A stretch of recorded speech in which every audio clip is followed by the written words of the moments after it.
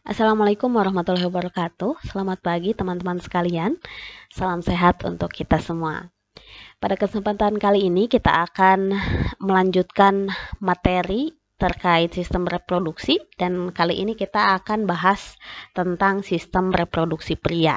Nah, pada materi kali ini kita akan bahas 3 topik utama. Yang pertama adalah organ genitalia eksterna, ya. Kemudian organ genitalia interna serta kelainan organ reproduksi pada pria. Kita langsung pada topik pertama saja ya teman-teman sekalian, yakni organ eksterna, organ genitalia eksterna pada pria. Nah, organ genitalia eksterna pada pria ini terdiri dari 2 bagian ya. Yang pertama adalah penis dan yang kedua adalah skrotum. Nah, penis ini tentu sudah pada tahu ya, penis ini bagian yang ini ya, alat kelamin luar yang berfungsi sebagai alat persetubuhan dan sebagai alat untuk mengeluarkan sperma dan urin. Nah, ini yang perlu digarisbawahi. Perbedaan laki-laki dan perempuan. Kalau pada perempuan salurannya itu berbeda.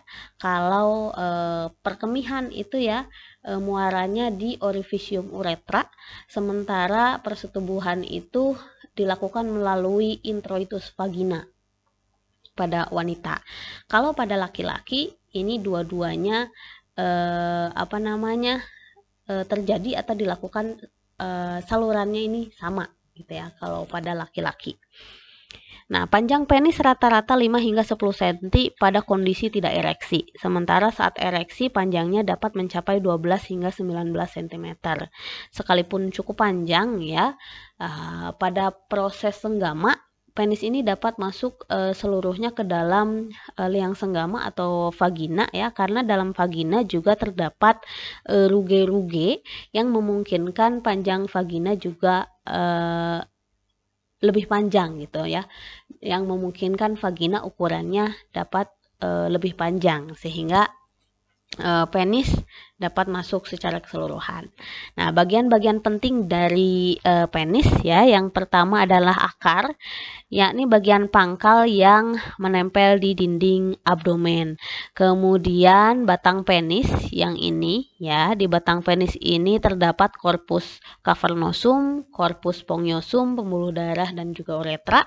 Nah, dan yang terakhir adalah gland penis ya, terdiri dari korona dan juga preputium. Nah, pada sebagian laki-laki ada yang dilakukan sirkumsisi atau disunat ya, sehingga bagian preputiumnya itu memang dihilangkan. Oke, bagian berikutnya ya adalah skrotum ya, skrotum yang ini ya. Skrotum berfungsi sebagai pelindung dan pengontrol suhu testis. Nah, dalam skrotum ini terdapat otot dartos dan juga otot kremaster yang berperan untuk mengendurkan atau mengencangkan skrotum pada saat mengatur suhu. Nah, skrotum sebelah kiri ini biasanya lebih rendah dibanding dengan skrotum yang sebelah kanan, karena saluran reproduksinya yang memang lebih panjang yang kiri biasanya. Nah, kita lihat ke bagian penis dulu ya. Tadi di batang penis ada corpus cavernosum dan juga corpus spongiosum. Kalau corpus cavernosum ini terdiri dari 2 ya, ada 2 maksudnya ya. Di kiri dan kanan yang ini bisa teman-teman lihat ya. Sementara corpus spongiosum ini posisinya ada di bawah sini, cuman 1 dan dia mengelilingi lubang uretra. Ya, nah pada saat flasid ataupun saat tidak ereksi ya, nah pembuluh-pembuluh darah ini mengecil ya, vasokonstriksi, sehingga aliran darahnya ini tetap. Akibatnya penis ini lunak dan tidak ereksi gitu, kalau memang tidak ada aliran darah secara tiba-tiba banyak di bagian ini. Sementara ketika ada stimulasi ya, baik stimulasi seksual maupun stimulasi untuk berkemih begitu ya. Ketika ada stimulasi tersebut, maka terjadi vasodilatasi yang menyebabkan darah akan mengumpul di bagian corpus cavernosum dan juga spongiosum. Akibatnya penis ini mengalami ereksi gitu, jadi tegang gitu ya. Ketika ejakulasi telah terjadi ya, nanti ada feedback negatif ya ke otak ya, yang menyebabkan vasokonstriksi lagi. Jadi darahnya itu kembali gitu ya, darahnya kembali sehingga aliran darahnya menjadi lebih sedikit, akibatnya penis kembali melunak seperti itu ya. Jadi diingat, ini adalah corpus cavernosum ada 2, dan corpus spongiosumnya ini mengelilingi lubang uretra. Kita lanjut ke gambar berikutnya. Ini adalah gambar skrotum ya teman-teman ya. Nah, di sini ada ruge juga ya, ada ruge atau lipatan-lipatan di sini. Nah, kalau pada bayi laki-laki biasanya ini penanda apakah bayinya prematur atau tidak. Pada bayi prematur biasanya si skrotumnya belum terbentuk ya, sehingga lipatan-lipatannya ini lebih sedikit dan warnanya biasanya lebih terang. Pada bayi yang cukup bulan, lipatannya lebih banyak dan warnanya lebih gelap. Seperti itu. Nah, di dalam skrotum ini terdapat 2 kantung yang dipisah oleh sekat ya. Masing-masing kantung ini berisi 1 testis. Nah, tadi sudah dibahas ya, ada 2 otot. Yang pertama ada otot dartos. Nah, otot dartos tuh yang ini ya. Nah, dia akan berkontraksi sehingga timbul kerutan-kerutan yang ini ya, timbul kerutan-kerutan pada skrotum. Sementara kalau kremaster, otot kremaster ya, ini akan berkontraksi ya. Dia akan berkontraksi ketika suhu di lingkungan itu dingin ya. Akibatnya testis akan menjadi lebih dekat ke arah tubuh ya, supaya suhunya lebih hangat. Ketika suhu di lingkungannya hangat, maka otot kremaster ini akan mengendur untuk menjauhkan testis dari tubuh sehingga suhunya juga suhunya lebih stabil seperti itu, tidak panas ya. Nah, lebih jauh kalau dibuka nih ototnya ya, di dalamnya kelihatan ada testis, epididymis dan seterusnya yang akan kita bahas di organ genitalia interna. Nah, ini tadi ya, ini untuk menunjukkan bahwa biasanya skrotum bagian kiri ini lebih rendah dibanding yang kanan. Ya, kita lanjut ke organ genitalia interna ya. Ini ada 3 bagian utama. Yang pertama itu testis, yang kedua kelenjar reproduksi ya, yang ketiga adalah kelenjar kelamin. Saya ulang. Yang pertama ada testis, yang kedua saluran reproduksi, yang ketiga adalah kelenjar kelamin. Ya, kita bahas yang pertama yaitu testis ya. Testis ini berfungsi sebagai penghasil spermatozoa dan juga hormon testosteron. Nah, testis itu yang ini ya. Nah, testis jumlahnya sepasang ya, kiri dan kanan, terletak dalam skrotum dan dihubungkan oleh tubulus spermaticus. Nah, ini tubulus spermaticus tuh yang ini ya. Kemudian ya, bentuknya oval dengan panjang 4 hingga 5 cm dan diameternya 2,5 cm. Nah, dalam testis ini ya terdapat tunika albuginea. Testis ini dibungkus oleh tunika albuginea ya, yang merupakan kapsul jaringan ikat ya, yang membagi testis menjadi 250 lobulus. Nah, ini akan lebih jelas di gambar berikutnya ya. Nah, tunika seminiferus ya, di dalam lobulus tersebut ya terdapat tunika seminiferus yang merupakan tempat spermatogenesis. Nah, jika direntangkan nih tunika seminiferus ya, panjangnya dapat mencapai 200 meter. Nah, dalam tunika seminiferus ini juga terdapat spermatogonium atau bakal sperma yang akan mengalami proses pembelahan ya. Nah, kemudian di dalamnya juga terdapat sel Sertoli yang merupakan sumber nutrisi bagi spermatozoa selama proses pembelahan, dan juga ada sel Leydig yang menghasilkan hormon testosteron. Nah, perjalanan sperma di testis ya, mulai dari tubulus seminiferus nanti disalurkan ke tubulus recti, berkumpul di rete testis, baru dikeluarkan oleh ductus efferens menuju ke epididymis. Nah, ini kita akan lihat lebih jelas ya. Nah, ini testis ya. Kalau dilihat di skrotum tampak depan. Nah, kalau diperbesar lagi, ini bentuknya seperti ini. Nah, yang dimaksud dengan tunika albuginea tuh yang ini ya, pembungkusnya. Kemudian dia akan membuat sekat-sekat ya, sehingga membagi bagian dalam testis ini menjadi 250 lobulus ya. Nah, satu lobulusnya tuh yang begini nih, yang bulat ini ya.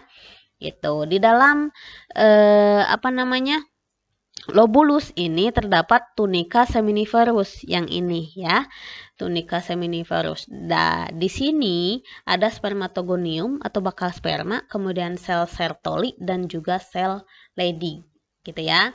Ketika spermatogonium ini membelah ya, dia akan menjadi spermatosit primer, spermatosit sekunder, kemudian menjadi 4 spermatid gitu ya. Nah, 4 spermatid ini nanti akan disalurkan ke tubulus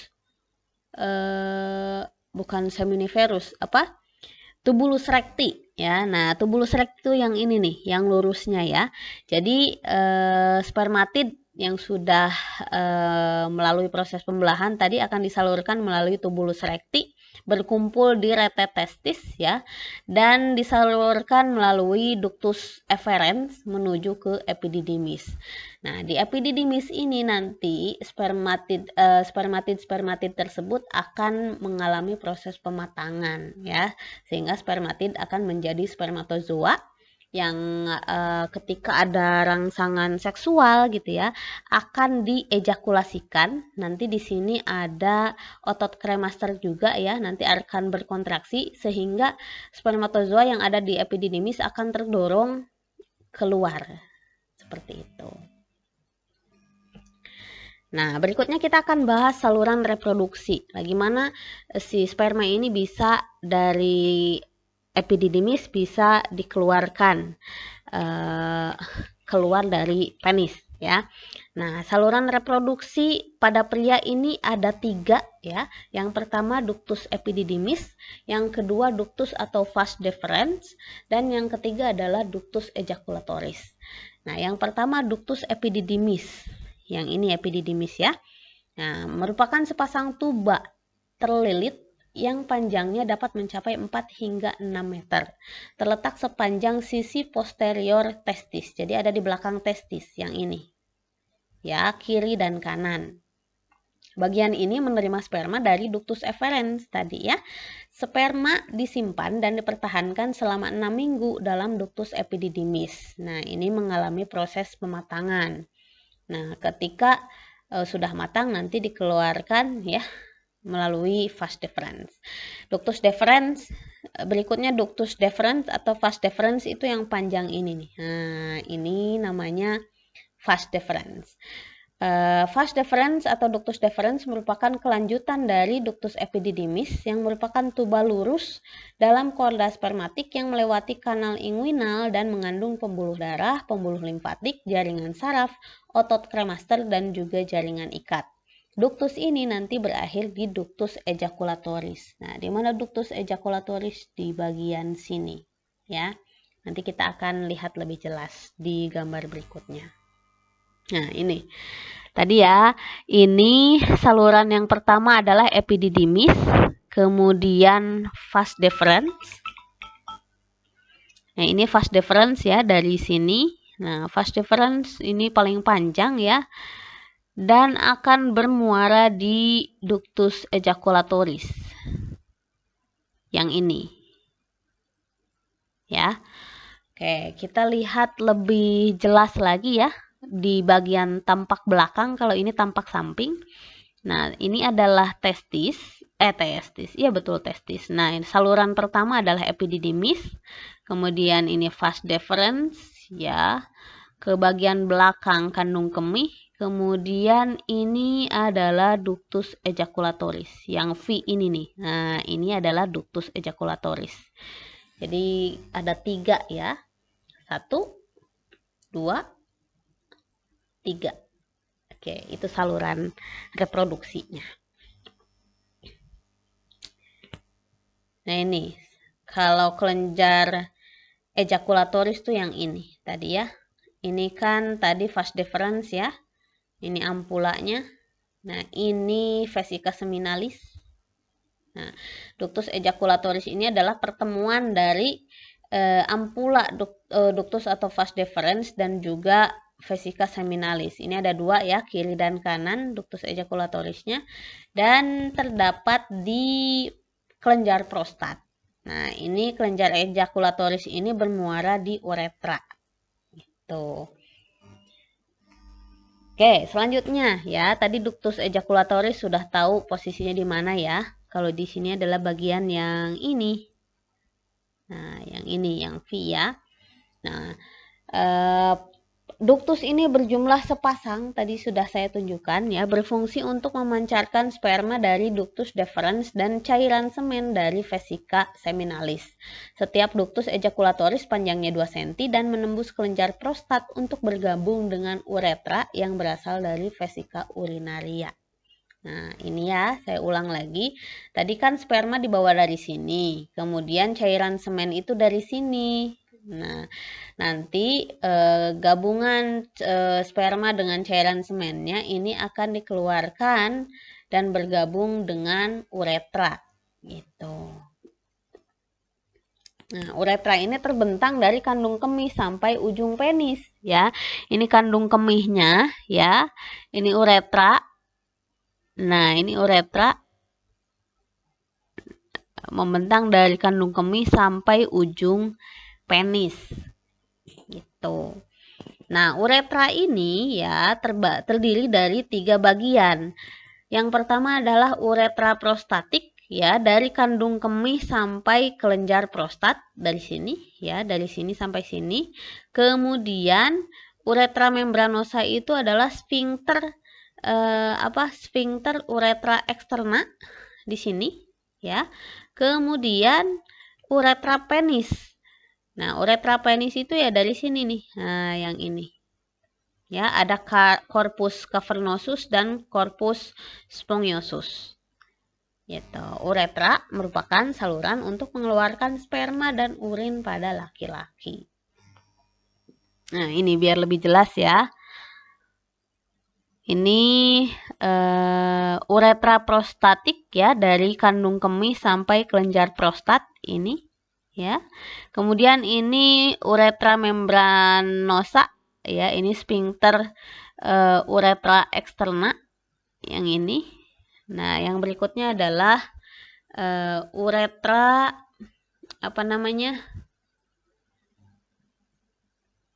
uretra penis. Nah, uretra penis itu ya dari sini. Ada corpus cavernosus dan juga ini cavernosus tuh yang ini ya. Ini yang spongiosusnya. Gitu. Nah, selanjutnya kita ke kelenjar kelamin. Nah, kelenjar kelaminnya juga ada 3 ya. Yang pertama adalah vesica seminalis, yang kedua adalah kelenjar prostat, dan yang terakhir adalah kelenjar bulbo-uretral atau kelenjar Cooper. Kita bahas satu persatu ya. Yang pertama adalah vesica seminalis ya.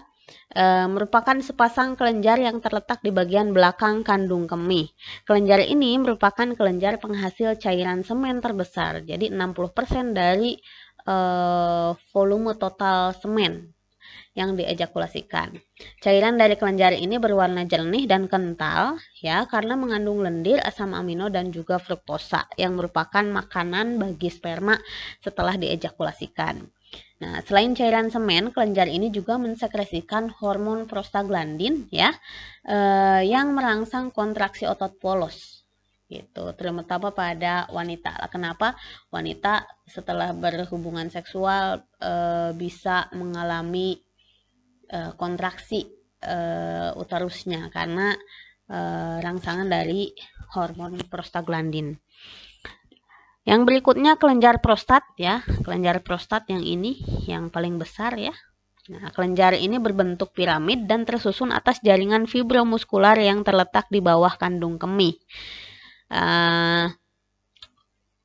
Mengelilingi uretra pria ya. Jadi ini uretranya ya. ini kelenjar prostatnya. Memang uretranya menembus kelenjar prostat.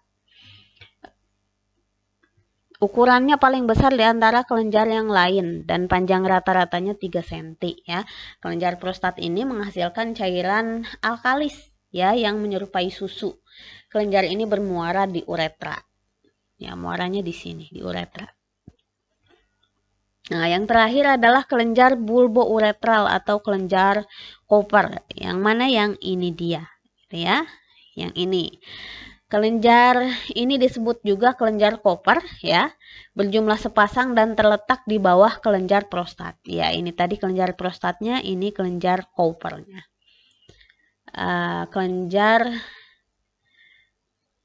Kelenjar ini muaranya juga di uretra sama ya. Nah, kelenjar ini menghasilkan lendir pelindung pada saat ejakulasi terjadi. Jadi kalau di sini dihasilkannya lendir. Nah, kita coba simpulkan ya. Organ genitalia eksterna pada pria ini tadi ada 2 ya. Yang pertama penis dan yang kedua skrotum.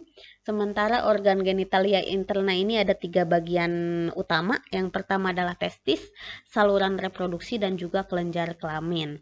Kalau saluran reproduksi ini ada 3 ya, 3 saluran utama. Yang pertama ductus epididymis, vas deferens dan juga ductus ejaculatoris.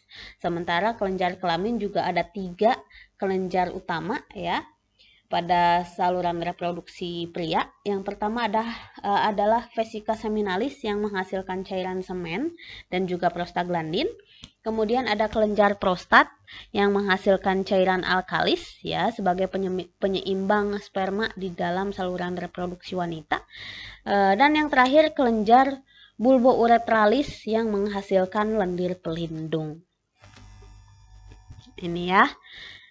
Ini salurannya. Tadi ini testis, kemudian ini epididymis, ini vas deferens. Ya, nah, kemudian di belakang ini ada vesica seminalis.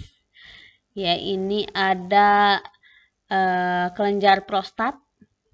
Ya. Di sini uretra. Ya. Kemudian ini adalah kelenjar Cooper. Nah, ini uretranya. Ya, ini lubang uretra. Oke. Fungsi organ reproduksi pria. Nah, kita akan bahas spermatogenesis. Tadi sudah sedikit disinggung ya.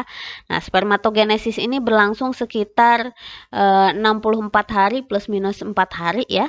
Dan terjadi seumur hidup pada pria. Berbeda dengan wanita ya, pelepasan sel telurnya ini terbatas hingga nanti ada masanya menopause, tidak mens lagi, tidak dikeluarkan lagi sel telur dalam tubuh perempuan.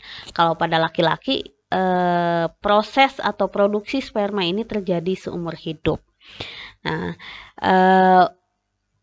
proses spermatogenesis ini ya dimulai dari spermatogonium. Ini akan membelah menjadi spermatosit primer. Ya, spermatosit primer ini akan menghasilkan 2 spermatosit sekunder.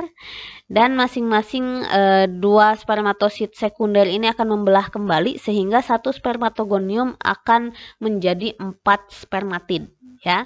Nah, nanti spermatid ini akan disalurkan atau ditampung di epididymis ya untuk mengalami proses pematangan atau maturasi.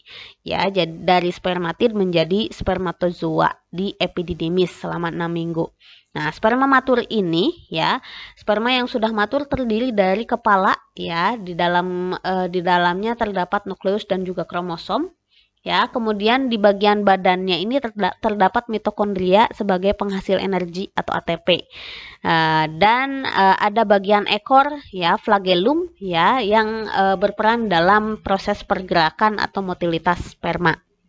Nah, dalam sekali ejakulasi ya dapat dikeluarkan 300 hingga 400 juta sel spermatozoa.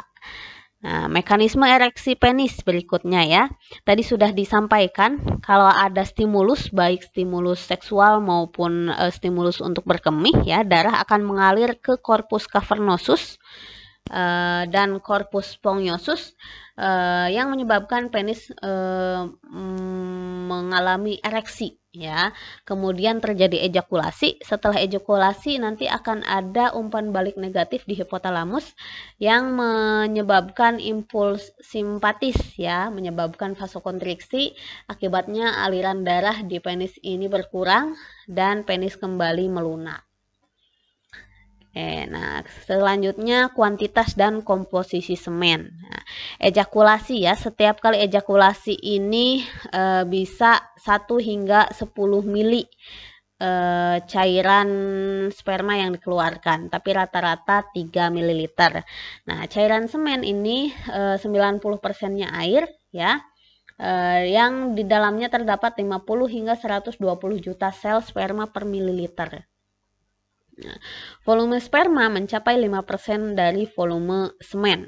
Cairan semen ini berwarna abu kekuningan dengan pH basa 6,8 hingga 8,8. Sperma ini dapat bertahan hidup 1 sampai 3 hari ya, 1 sampai 3 hari. Betul, setelah diejakulasikan dalam saluran reproduksi perempuan. Nah, berikutnya pengaturan hormon reproduksi pria ya. Di hipotalamus ini dihasilkan GnRH atau gonadotropin releasing hormone ya, yang menghasilkan hormon FSH dan LH sama dengan wanita ya. Hanya saja FSH dan LH di laki-laki ini menstimulasi terjadinya spermatogenesis dan produksi testosteron. Nah, di testis ya, testosteron dan DHT atau dihidrotestosteron ini akan memunculkan ciri-ciri seks sekunder pada pria. Misalkan suaranya membesar, kemudian tumbuh jakun, tumbuh bulu-bulu dan seterusnya. Nah, ini topik yang terakhir di materi kita pada hari ini ya, yakni kelainan organ reproduksi pria. Ini ada beberapa yang tentu perlu kita ketahui untuk mengidentifikasi apakah ada kelainan organ reproduksi terutama pada bayi-bayi pria yang kita periksa ya. Yang pertama ada ambiguous genitalia. Jadi kelaminnya itu membingungkan apakah ini laki-laki atau perempuan. Nah, ini biasanya terjadi karena proses pembelahan sel yang tidak sempurna pada saat hamil gitu ya, pada saat hamil trimester awal. Jadi kalau misalkan laki-laki ya, skrotumnya ini tidak menutup sempurna sehingga tampak seperti vulva. Atau misalkan kalau pada vulva kok klitorisnya nampak membesar begitu, atau nampak seperti penis tapi disebut penis juga kecil seperti itu ya. Jadi membingungkan. Nanti pada waktunya gitu ya, nanti akan bisa dilihat, ditentukan apakah hormon dominannya itu laki-laki atau perempuan. Gitu. Yang berikutnya ada mikropenis, di mana ukuran penisnya ini kecil ya, lebih kecil dibanding ukuran rata-rata. Kemudian ada hipospadia dan juga epispadia. Nah, ini yang biasanya sering bidan temukan, di mana lubang uretra yang harusnya ada di ujung penis di sini ya. Kalau hipospadia dia ada di bagian bawah, bisa di bawah sini, di tengah ataupun malah di pangkal. Sementara kalau epispadia itu lubangnya ada di atas, bisa di ujung sini, bisa di tengah ataupun di pangkal juga. Nah, ini perlu dikoreksi ya. Jadi harus diperiksa lubang uretra itu harusnya ada di ujung sini.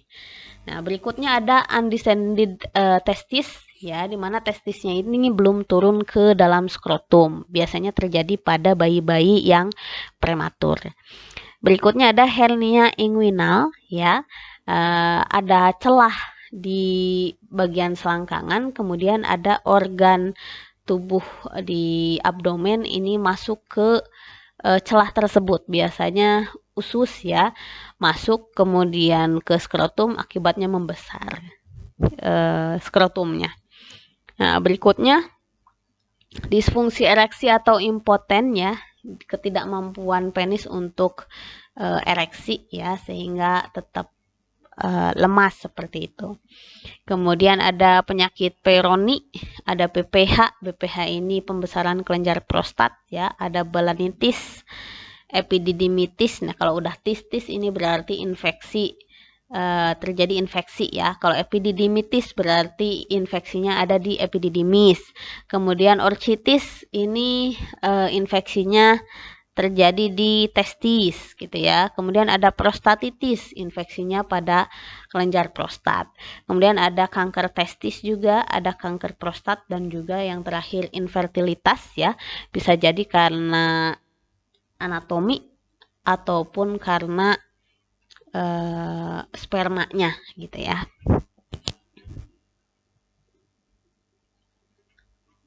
Demikian ya materi terkait sistem reproduksi pria. Teman-teman sekalian, semoga materinya dapat dipahami.